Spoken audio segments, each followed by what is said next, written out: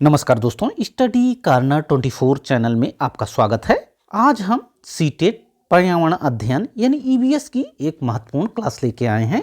आज की क्लास में हम चर्चा करेंगे मधुमक्खी पालन के बारे में, सामाजिक कीट के बारे में, झूम कृषि के बारे में। आपने क्वेश्चन सॉल्व किया होगा विगत वर्षों का, उसमें मधुमक्खी पालन से आपको क्वेश्चन मिले होंगे, सामाजिक कीट से क्वेश्चन मिले होंगे और झूम कृषि से आपको क्वेश्चन मिले होंगे। इसलिए यह टॉपिक महत्वपूर्ण हो जाता है। इसके अलावा सीटेट पर्यावरण अध्ययन की जो क्लासें हमने पढ़ाई हुई हैं उसका प्लेलिस्ट हमने बनाया हुआ है, आप वहां से जाके देख सकते हैं सारी क्लासें। तो आज की क्लास हम शुरू करते हैं, देखते हैं। सबसे पहले मधुमक्खी पालन के बारे में। मधुमक्खी एक सामाजिक कीट है। मधुमक्खी कैसा कीट है? मधुमक्खी एक सामाजिक कीट है, चूंकि यह कॉलोनी में रहता है। इसके अलावा चींटी और दीमक भी एक सामाजिक कीट हैं। तो हम चर्चा कर रहे हैं मधुमक्खी के बारे में। मधुमक्खी एक सामाजिक कीट है। मधुमक्खी के छत्ते में एक रानी मक्खी, कुछ नर तथा कुछ काम करने वाले श्रमिक मक्खियां होती हैं। मधुमक्खी के एक छत्ते में 3 प्रकार की मधुमक्खियां होती हैं। पहला रानी मक्खी।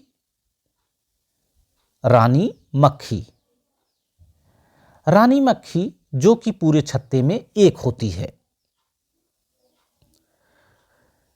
और दूसरा कुछ नर मक्खियां जिन्हें ड्रोन कहते हैं। नर मक्खी को क्या कहते हैं? ड्रोन कहते हैं। इसको आपको ध्यान रखना है। इसके अलावा कुछ श्रमिक मक्खियां होती हैं। हमने बताया आपको मधुमक्खियां 3 प्रकार की होती हैं, रानी मक्खी, श्रमिक मक्खी एवं नर मक्खी जिन्हें ड्रोन कहते हैं। प्रत्येक छत्ते में केवल एक ही रानी मक्खी होती है जो रॉयल जेली खाती है एवं अंडे देती है। रानी मक्खी का मुख्य कार्य है अंडे देना। छत्ते में सबसे अधिक श्रमिक मक्खियां होती हैं। छत्ते में सबसे अधिक श्रमिक मक्खियों की संख्या होती है। सबसे ज्यादा कौन सी मक्खियां पाई जाती हैं? सबसे ज्यादा श्रमिक मक्खियां पाई जाती हैं। सबसे ज्यादा श्रमिक मक्खियां छत्ते में पाई जाती हैं, जबकि रानी मक्खी सिर्फ एक छत्ते में एक पाई जाती है, जिसका कार्य होता है अंडे देना। श्रमिक मक्खियां छत्ते का निर्माण करती हैं, मधु का निर्माण एवं अन्य कार्य करती हैं। अन्य कार्यों में जैसे भोजन को इकट्ठा करने का कार्य करती हैं तथा फूलों के रसों को चूस करके उसको लाने का कार्य करती हैं। यानी फूलों के रस को इकट्ठा करने का कार्य करती हैं। कौन करती हैं? श्रमिक मक्खियां। जबकि छत्ते में कुछ ही नर मक्खियां पाई जाती हैं। इनकी संख्या भी कम होती है, जिसको ड्रोन कहते हैं। नर मक्खी को क्या कहते हैं? ड्रोन कहते हैं, जिनका कार्य केवल रानी मक्खी के साथ मैथुन क्रिया कर अंडों को निषेचित करना। ड्रोन का क्या कार्य है? ड्रोन यानी नर मक्खी का कार्य है अंडों को निषेचित करना। नर मक्खी रानी मक्खी के साथ मैथुन क्रिया कर अंडों को निषेचित करने का कार्य करता है, जबकि रानी मक्खी अंडे देने का कार्य करती है, जबकि श्रमिक मक्खियां भोजन को इकट्ठा करती हैं, छत्ते बनाने का कार्य इत्यादि करती हैं। इतनी सारी बातें आपको ध्यान रखना है। अब हम आगे बढ़ते हैं। मधुमक्खियां ज्यादातर लीची के फूल पर मंडराती रहती हैं। किसके फूलों पर? लीची के फूलों पर मंडराती रहती हैं, जैसा कि चित्र में आपको दिख रहा है। लीची के फूल फरवरी माह में खिलते हैं। यहीं पर आप जानते चलें कि लीची का जो फूल होता है फरवरी माह में खिलता है। मधुमक्खियां अक्टूबर से दिसंबर के बीच अंडे देती हैं। मधुमक्खियां कब अंडे देती हैं? अक्टूबर से लेकर दिसंबर के बीच अंडे देती हैं। अक्टूबर से लेकर दिसंबर के बीच अंडे देती हैं। मधुमक्खी के डंक में फार्मिक अम्ल पाया जाता है। मधुमक्खी के डंक में क्या पाया जाता है? फार्मिक एसिड यानी फार्मिक अम्ल पाया जाता है। फार्मिक अम्ल मधुमक्खी के डंस में पाया जाता है। इसके अलावा हमने आपको बताया हुआ है कि चींटियों में भी फार्मिक एसिड पाया जाता है। अब हम आगे बढ़ते हैं। जब भी पूछा जाएगा मधुमक्खी के डंक में क्या पाया जाता है, तो मधुमक्खी के डंक में फार्मिक एसिड पाया जाता है। फार्मिक एसिड यानी फार्मिक अम्ल पाया जाता है। अब हम आगे बढ़ते हैं और देखते हैं मधुमक्खी पालने के लिए बॉक्स का प्रयोग किया जाता है। मधुमक्खी पालने के लिए किसका प्रयोग किया जाता है? बॉक्स का प्रयोग किया जाता है। जैसे कि चित्र में आपको दिख रहा होगा, ये ढेर सारे बॉक्स बने हुए हैं। ये क्यों बने हुए हैं? इसमें मधुमक्खियों को पाला गया है। मधुमक्खी पालने के लिए बॉक्स का प्रयोग किया जाता है। जैसा कि चित्र में दिख रहा है, इसी तरह के बॉक्स बने होते हैं जिसमें चीनी का मीठा घोल भी डालते हैं। बॉक्स में चीनी का मीठा घोल भी डालते हैं। किसका मीठा घोल? चीनी का मीठा घोल भी बॉक्स में डालते हैं। छत्ते को साफ करने के लिए दवा का भी प्रयोग किया जाता है। छत्ते की सफाई करने के लिए किसका प्रयोग किया जाता है? मेडिसिन यानी दवा का भी प्रयोग किया जाता है। शहद के एक बक्से में लगभग 12 किलोग्राम तक शहद प्राप्त की जाती है। जो बॉक्स हमने दिखाया शहद पालने के लिए, मधुमक्खी पालन के लिए, तो उसमें से एक बॉक्स में लगभग 12 केजी तक, कितने? 12 किलो तक शहद प्राप्त की जा सकती है। मधुमक्खी के डंक के असर को कम करने के लिए लोहा चूना साबुन लगाते हैं। जैसे कभी आपको मधुमक्खी काटी होगी तो गांव या घर के लोग जो है कहते हैं कि लोहे का स्पर्श करा दीजिए। तो ऐसा क्यों होता है? उसके डंक को के असर को कम करने के लिए ऐसा कहा जाता है। यानी मधुमक्खी के डंक के असर को कम करने के लिए लोहा का प्रयोग किया जाता है, या कभी कभी चूने का प्रयोग या साबुन लगाते हैं जिससे डंक का असर कम हो जाए। आशा है कि सारी बातें आपको समझ में आ रही होंगी। और हम बात करते हैं मधुमक्खियों के डांस के बारे में। मधुमक्खियों को डांस के बारे में हम आपको बताते हैं। इससे संबंधित एक वैज्ञानिक हैं कार्ल वान फ्रिस, जिन्होंने मधुमक्खियों के डांस के बारे में अध्ययन किया और इस अध्ययन के लिए उनको नोबेल प्राइज भी मिला हुआ है। उनका नाम है कार्ल वान फ्रिस। मधुमक्खियां विशेष प्रकार का नृत्य करती हैं यानी डांस करती हैं, जिससे शेष मधुमक्खियों को पता चल जाता है कि भोजन किस दिशा में छत्ते से कितनी दूरी पर है। अब यहाँ देख लेने वाली बात है कि मधुमक्खियाँ डांस क्यों करती हैं। मधुमक्खियाँ डांस इसलिए करती हैं जिससे शेष मधुमक्खियों को पता चल जाए कि भोजन किस दिशा में है और छत्ते से कितनी दूरी पर है, यानी अधिक दूरी पर है या कम दूरी पर है। उसी प्रकार का वो डांस करती हैं और डांस के माध्यम से ही शेष मधुमक्खियाँ समझ जाती हैं कि किस दिशा में और कहाँ पे भोजन है। आशा है कि सारी बातें आपको समझ में आई होंगी। अब हम आगे बढ़ते हैं और देखते हैं सामाजिक कीट।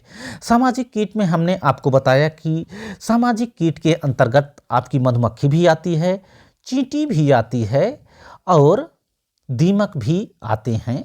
दीमक भी सामाजिक कीट के अंतर्गत आते हैं। हमने आपको मधुमक्खी के बारे में सारी बातें आपको बताई। अब हम आगे बढ़ते हैं।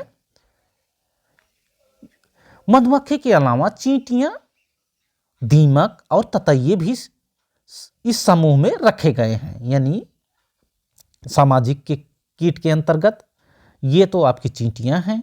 इसके अलावा ये जो दिख रहा है दीमक है। मधुमक्खी तो हमने आपको बताया ही। इसके अलावा ततैया भी समूह में रखे गए हैं, इसलिए ये सामाजिक कीट कहलाते हैं। ये साथ साथ रहते हैं, समूह में रहते हैं, इसलिए सामाजिक कीट कहलाते हैं। चींटियों की 3 जोड़ी टांगे होती हैं। चींटियों की कितनी जोड़ी टांगे होती हैं? 3 जोड़ी टांगे होती हैं चींटियों की। तथा चींटी सिपाही बिल का ध्यान रखते हैं। उसमें चींटियों में एक सिपाही होते हैं जो कि बिल का ध्यान रखते हैं। चींटियों की 3 जोड़ी टांगे होती हैं तथा चींटियां सिपाही बिल का ध्यान रखती हैं।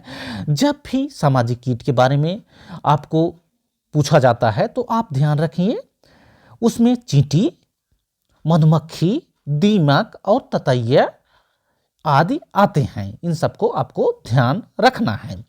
अब हम थोड़ी सी बात करते हैं झूम कृषि के बारे में, या स्थानांतरित खेती इसी को कहते हैं।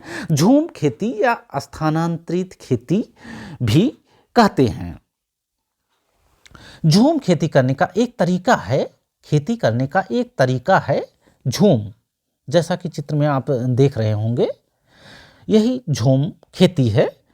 झूम खेती करने का एक तरीका है जो भारत के पूर्वोत्तर राज्यों, विशेष करके मिजोरम को आपको भूलना नहीं है, मिजोरम,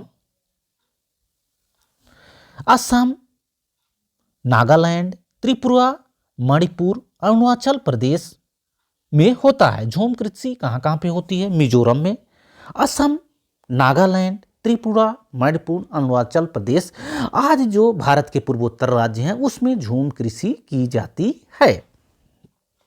तो इसको आपको ध्यान रखना है। मिजोरम में बांस के बर्तन बनाए जाते हैं। मिजोरम में बांस के बर्तन बनाए जाते हैं, जैसे कि आपके चित्र में दिख रहा होगा, बांस के बर्तन, या कभी कभी कप लिखा मिल जाएगा। बांस के बर्तन कहाँ पे बनाए जाते हैं? बांस के बर्तन मिजोरम में बनाए जाते हैं। कितने सुंदर बर्तन दिख रहे हैं आपको चित्र में। ये सब बांस के बने हुए हैं, चाहे चम्मच हो, ये कटोरी टाइप जो बना हुआ है ये भी बांस का बना हुआ है।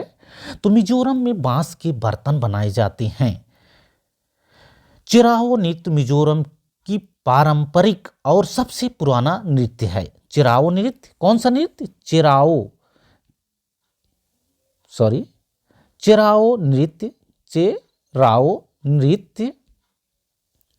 चिराओ नृत्य मिजोरम का पारंपरिक और सबसे पुराना नृत्य है। इसे बांस नृत्य के रूप में जाना जाता है। चिराओ नृत्य इसलिए महत्वपूर्ण हो जाता है क्योंकि इसे बांस के नृत्य के रूप में जाना जाता है। चिराओ नृत्य को किस रूप में जाना जाता है? चिराओ नृत्य को बांस नृत्य के रूप में जाना जाता है। हमने आपको बताया झूम खेती करने का एक तरीका है जिसको स्थानांतरित कृषि कहते हैं। यह निश्चित नहीं होती है, जैसे खेती आज यहाँ की गई, वनों इत्यादि को काट करके खेती बनाई जाती है ढलान नुमा, जैसे कि चित्र में दिख रहा है। इसके बाद वहाँ से जब उसका उपजाऊपन खत्म हो जाता है तो वहाँ से दूसरी जगह उसको स्थानांतरित कर दी जाती है, दूसरी जगह खेती की जाती है। ठीक उसी प्रकार से बनाई जाती है झूम खेती, जो कि अस्थायी कृषि नहीं होती है। तो झूम खेती करने का एक तरीका है जिसे झूम कृषि या स्थानांतरित कृषि कहते हैं, जो भारत के पूर्वोत्तर राज्यों मिजोरम, असम, नागालैंड, त्रिपुरा, मणिपुर, अरुणाचल प्रदेश में होती है। इसके अलावा हमने बताया कि मिजोरम में बांस के बर्तन बनाए जाते हैं, जैसा कि चित्र में दिख रहा है, कितने सुंदर सुंदर बर्तन दिख रहे हैं। और हमने आपको बताया कि चिराओ नृत्य मिजोरम का पारंपरिक नृत्य है। चिराओ नृत्य मिजोरम का पारंपरिक नृत्य है और सबसे पुराना नृत्य है। इसे बांस नृत्य के रूप में भी जाना जाता है। आशा है कि जितनी बातें आज हमने आपको बताई सारी समझ में आई होंगी। वीडियो अच्छा लगा हो तो वीडियो को लाइक करें, शेयर करें और हमारे चैनल स्टडी कॉर्नर 24 को सब्सक्राइब करें। Thanks for watching this video. Thank you.